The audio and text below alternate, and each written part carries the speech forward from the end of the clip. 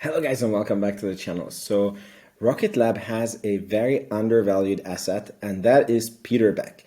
I don't know why it is like that. It even took me quite some time to understand how business savvy this guy is, how long-term he's thinking, and how rational and sane he is at his approach. And in the latest interview that I've done with him, even there I came up on angles. I asked him questions, and the way he answered them, it was like my respect was very high for him, but the respect went even higher. So I wanted to do a video to show other people. So this is sort of like the best moments of Peter Beck, where you can really see his long-term thinking and his business savvy. So it's going to be a very good video.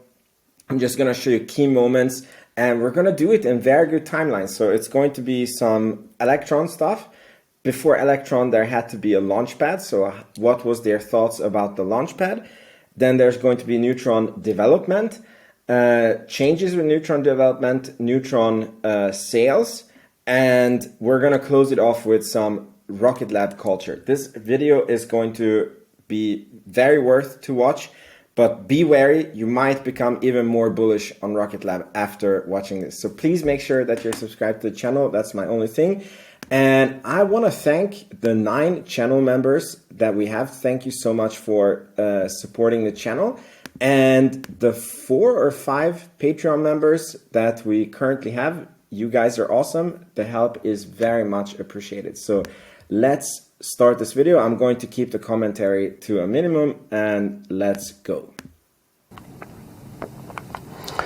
So not only did we build a new rocket, we actually built a launch site as well. And I think a lot of people think that we have a launch site down in New Zealand because Pete's a Kiwi and that's where he wanted to build one. But that's not the reason at all. We built a launch site down in New Zealand because if you fast forward to today or even another 5 or 10 years, it's very obvious that the more traditional launch sites become busier and busier and busier. And when you're trying to build what ultimately will become a high cadence launch system, then that becomes very, very challenging. So when we set out to solve this problem, we didn't just didn't stop at the rocket. We looked for a way that we could launch really frequently, and also have ultimate flexibility. Because with a small rocket, you're a dedicated service, so you go when the customer is ready, and when the customer is ready and when you're ready, and the other variable you don't want to have to cross is the launch site ready. So we're able to kind of decouple and solve that problem by just having your own launch site.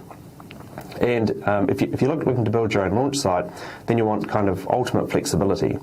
So you need a site that can shoot a large array of inclinations and trajectories. You can't obviously launch over land, and you kind of resolve yourself into this place where boy, wouldn't a small island nation in the middle of nowhere be an ideal launch site? Okay, next one. Still on the launch site. So what ultimately we ended up here is a launch site that's capable of launching every 72 hours. We're licensed to launch every 72 hours.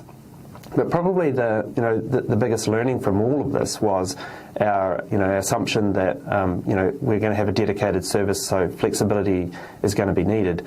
It really pays off, because if we poke our head out one morning and we don't like the look of the weather, we'll just roll it back in and not launch that day. Or likewise, if a customer has an issue with their spacecraft, they need an extra day or 2 to resolve, no big deal, we'll just roll out when the customer's ready. And that becomes very, very challenging at traditional launch sites where you're scheduled and you have very short time frames to get your launch away. So that vision of what we wanted to create there has been super important and really valuable. So we got to designing the launch pad, and what was the long-term thinking that led to them having a launch pad. And now we go to Electron. These are all the things as you grow up that you learn that operational constraints. And the way that we work here and the way we tell everybody is we're not looking to launch 2 or 3 rockets. We're not trying to rush to get to the second launch or rush to get to the third launch. We're trying to rush to get to the 100th launch. Yeah. And that requires a whole different kind of thinking with that kind of respect. Because your end goal isn't so much, like not even a number, but it's really your cadence. Like that's how you become the best well-oiled machine it can be, is for you guys to be launching a lot of vehicles. Exactly.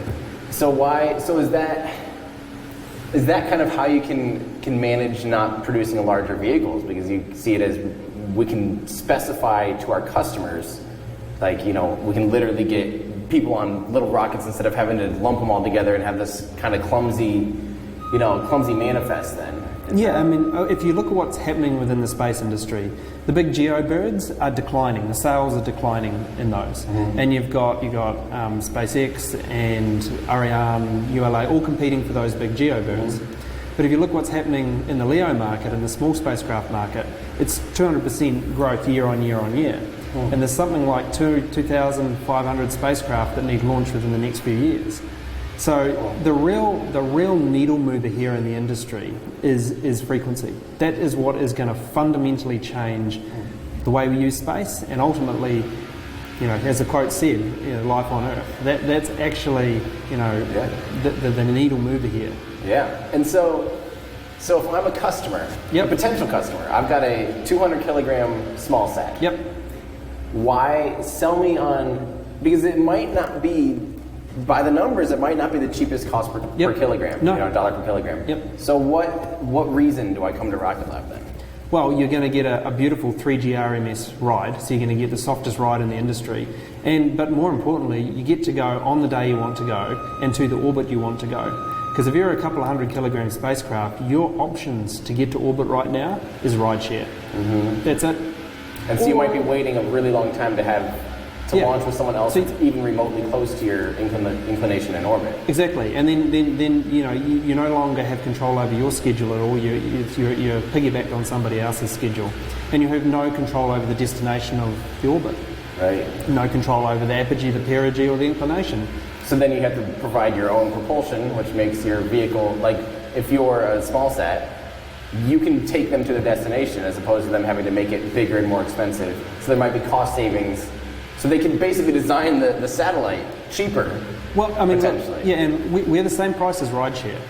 So you can choose to either rideshare and wait years and get to some rubbish orbit, or you can pay the same amount, get a first-class service, delivered exactly where you want, on your schedule, on your time frame, and with a very, very smooth ride. And a cool-looking rocket. Yeah, so the next one, we are graduating from Electron to how he came up with the idea of a Neutron. Our listeners can see that video on YouTube. And with that video, you lived up to your word. You exemplified the intellectual humility to change your mind, and you entertained Rocket Lab's adoring public. Take me back to that moment when you realized that a reusable Neutron with the potential for human flight was possible. Where were you, and what was running through your mind? I mean, a little bit cheeky. I'd always had it in the back of my mind, but there needed to be a certain level of market conditions before I was ever going to talk to anybody about it, because I knew I was going to have to eat my hat at that point. But keeping an open mind is critical in this industry. So I'd had some concept for Neutron for a long time. And when it became super clear that in that sort of 2024 to 20, even 30 timeframe, there was going to be a massive deficit of launch. That was when we kind of dusted off the cuff and said, right, this is an opportunity. I also very much believe in avoiding entrepreneurial drift. So as you've seen, I'm sure, David, plenty of times an entrepreneur kind of gets 80% of the way and then wants to change direction completely onto something new and shiny. And I wanted Electron to be really done and dusted before we went into space systems, and I wanted space systems to be well on the way before we went and built another big rocket. So when all those things kind of aligned and there was an opportunity through going public to fund such an endeavor, then it all became clear and away we went. Very, very interesting. So now that was the origins of Neutron.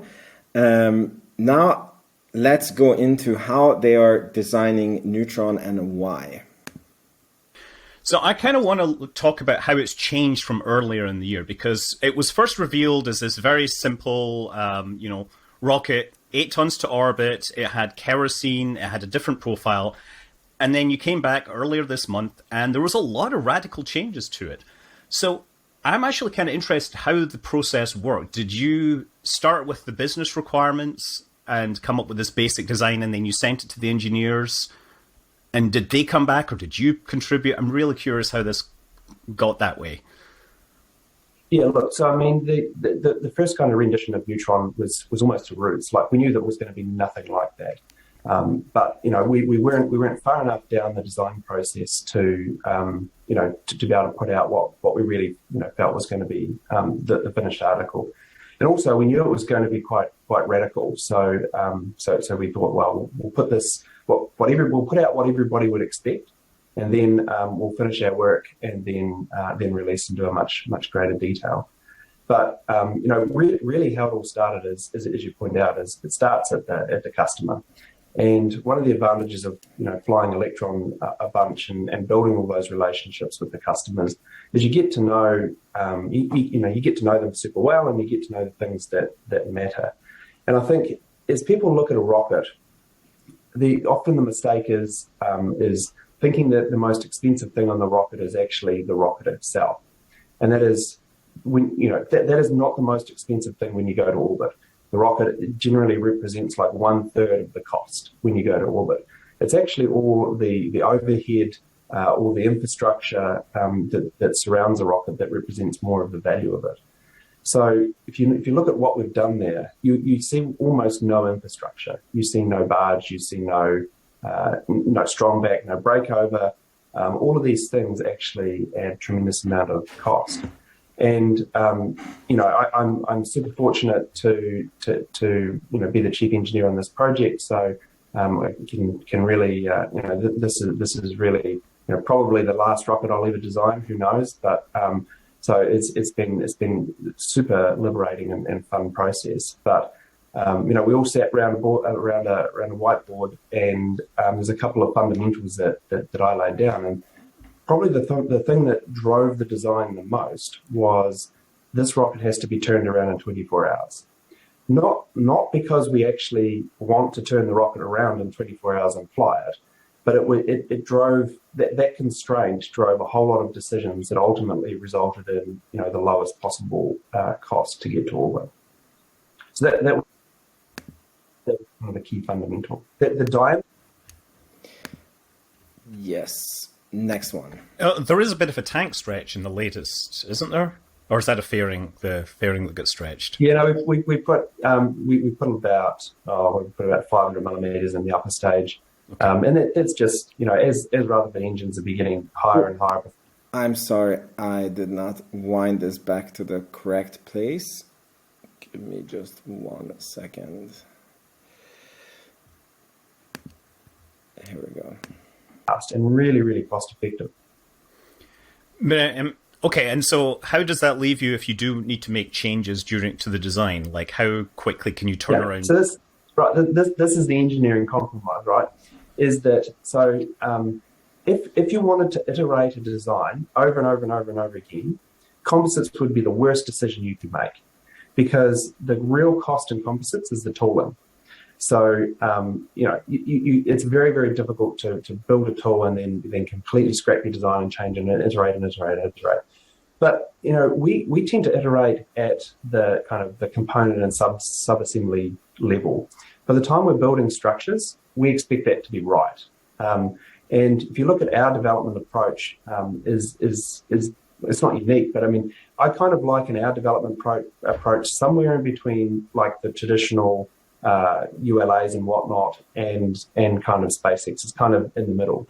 We have a fail fast philosophy, super hardware rich. We build lots of hardware, but by the time we get to like assembly level, we don't expect stuff to fail. Like by the time we're building tanks and rockets and bits and pieces, we don't expect it to fail. And if you look at like Electron, the very first Electron that we flew looks identical to number 23. there's no fundamental design changes that were made. We failed fast early, but once we had arrived at the design, then it's locked in. There is. Cool. So now that was how thought through the Neutron development is, and how they're getting the cost efficiencies. And this interview is done by a guy that I've seen before, not sure where. And this is the one that really raised my respect, that they are not there to pump the stock. They are there to, really take the company to the long-term goals. All right. So next question. When it comes to Neutron, we understand that we will be seeing contracts after the hot fire test when the rocket is pretty close to flying. It was mentioned a few times that Neutron is a mega constellation builder and that customers will order multiple launches of Neutron. Could you give us an idea how many launches a customer would order and why? Is it possible that you get orders to produce a mega constellation as an end-to-end supplier and then also get the launch as part of that contract? And then if that is the case, then you constantly have to replenish the constellation, and that would book up a pretty big capacity of Neutron for many, many years ahead. So who is the ideal customer of Neutron and how would they order? Yeah, there was a bunch of questions in there. I mean, I guess I'll start from the top. It's like, with Electron, I kind of had to raise capital out of VCs, sell a bunch of launch to show that there was a demand for the product. And it took us years to flush those contracts out, those low value contracts out. We're just in a different space and different league now. The reality is that if you try and sell a launch to anybody with a rocket that doesn't exist, hasn't proven itself, it's going to be cheap. And there's no fuzz on the demand. So to me, it just makes no sense to sell something cheap when there's no fuzz on the demand. I'd much rather turn up with a rocket that's working when there is incredible demand, and have kind of be able to at least price it at what it's worth, if not even higher. So look, we'll sign a contract with anybody if they want to buy a full price rocket and under standard LSA conditions, because there's a lot of kind of hype out there. Look, you can sign any MOU you want or any launch contract you want with zero money down, cancelable at any time, and make a number in the books look good. But it's not real. And for us, it's kind of like a game of steering, because we need our customer on Neutron to be there when the rocket's ready, and they need us to be there with the rocket when their satellite is ready. And kind of to your point, it's like, yep, there's lots of kind of onesie twosie kind of deals you can do, and that's fine. But the majority of the conversations we're having are with folks who want to buy lots of launch, not ones or two launch, but lots of launch. So, it's a kind of a wait and see on both sides, because we don't want to sign a big contract, make a commitment to a customer, bring the rocket to the pad, and then have all our eggs in that basket and that customer's late. We play this game with Electron all the time, right? So if you're going to make a commitment to somebody, you kind of have to keep it. There's that aspect. We need them to be there on time, and we also need to be on time. So the best thing to do is just bring the vehicle to market. There's no shortage of demand, and we'll make the best decisions for the business, at that time, and we can sign whatever multi-year and multi-launch contracts that we want. But kind of to the second part of your question, there is really no ideal customer. I mean, well, that's not entirely true. I mean, a great customer is a customer that is incredibly predictable, has great large amounts of volume, and as you kind of alluded to, continuous need for replenishment. That's very predictable. Wall Street will love that. But the Neutron is designed to serve more than just that kind of customer. Neutron is designed to serve government customers. I think most people know that we track the NSSL program very, very closely. And there's billions of dollars worth of launch in those various lanes, so that's also a great steady customer. Little bit less likely to be on time, but certainly a great customer. So So really, we're not ordered in on one particular vertical. It's really a vehicle that can do a lot of things. But I think the important takeaway there is just hurry up and wait, and don't do something that is you're going to regret in the future, because I've had the luxury or the unfortunate pain of that in the past. All right, and lastly, I want to close out with a culture one about Rocket Lab. Like, what is the culture that Peter is creating Rocket Lab, and how seriously do they take the job? Zuckerberg was famous for telling his engineers to break things fast. And that obviously doesn't work in the kind of company you've built at Rocket Lab. How do you take engineers who are used to Silicon Valley cadence of shipping product and impart upon them the gravity, literally, that comes with launching rockets? I think we've been lucky in the culture because we filter for this, right? The bar to get in at Rocket Lab is incredibly high. We don't just filter for great engineering talent, we filter for people who have great pride. And I think when you have great pride in things, when they don't work, it's pretty devastating. So we screen for it and we promote that culture. And we also are just honest with the staff and everybody that if we screw this up, this could be literally people's lives lost in a national security sense, or we have the ability to destroy entire companies. If you take a company's satellite, especially a startup, and you put it in the ocean, you can often end up just destroying that company because that's their ability to generate any revenue just gone. So our job is kind of to mitigate and manage the risk to the very, very best we can and make sure that failures and incidents just don't occur. The highs and lows. Cool. So let me know in the comments if this changed your mind about Peter Beck, or if you saw these moments. And I'm very curious because I think it's very underappreciated how thought through his business strategy is, how much he thinks through everything, and from very different viewpoints, not like how you and me would think about it. I don't know, maybe you're a genius, but I don't think the way he does. And yeah, some of the things that like really amazes me, how opportunistic he is, how business savvy he is, the culture that he's building at the company. And I really appreciate that they're not pumping the stock price with, BS bookings. And also, as he said, like if they wanted to, they could just go out and get full of Neutron contracts that are very cheap. And I'm sure that it would pump the stock price for, a year or two, but it's going to be on the long term detrimental for the business. And they are just doing everything right. So thank you so much for watching. If you watched this far and you feel like you got value out of it, please consider becoming a channel member. The link is in the description box below. It really helps me out to be able to create more content. So thank you so much. But the most important thing is that you're subscribed, and I'll see you in the next video. Ciao, ciao.